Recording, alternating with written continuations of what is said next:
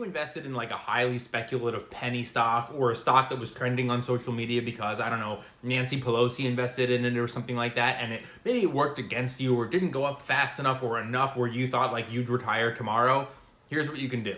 My name is Kenneth. I teach my 350,000 social media followers how to trade, invest, and simplify their lives. So if that sounds interesting to you, you know what to do. Smash that follow.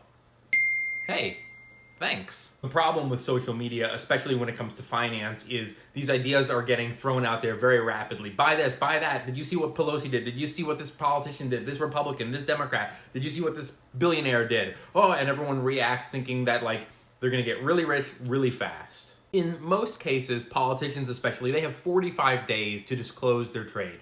So by the time you're seeing it on social media, it's already happened, number one. And number two, usually they're buying hundreds of thousands of dollars or thousands of shares in a company. That's really not a substantial amount to move the stock in the short term. Now, maybe they're buying it because they have some sort of inside information that's going to come out later, or maybe they're just making an investment in a company. This notion that you're just going to copy people and get very wealthy usually results in people losing a lot of money.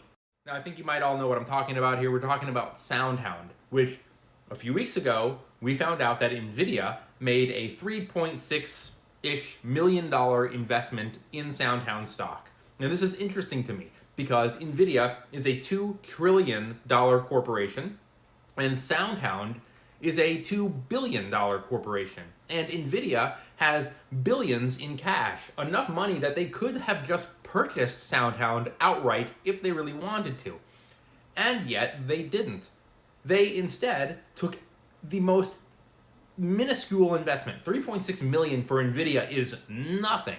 But people on TikTok saw the headlines, NVIDIA investing in SoundHound, and they went, oh my God, I have to do this too. So you've got all these inexperienced investors copying what a mega corporation did. That corporation made a speculative investment. $3 million, they could lose tomorrow and not even notice it was gone. You know what I mean? If you're going to copy trades from a headline about what a corporation did or a politician did or a billionaire did, you need to first do your research. The second thing you need to do is learn from them.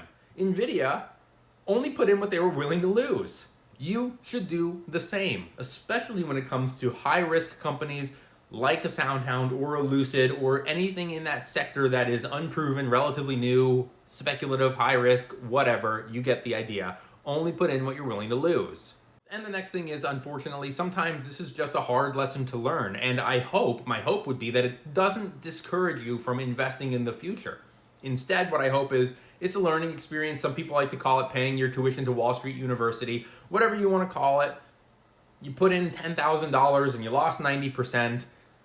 It's a tough lesson to learn. It shouldn't discourage you from investing in traditional, boring stuff like index funds and dividend stocks and dividend ETFs and growth-based ETFs. New investors typically do the opposite of what they should do, which is 5 to 10% in high risk, and the majority in boring stuff like S&P 500 index funds, dividend ETFs, tech-based ETFs. They do the opposite, and they go 90% high risk, and then they go, well, I'll invest in the boring stuff after I make a lot of money on this high risk stock.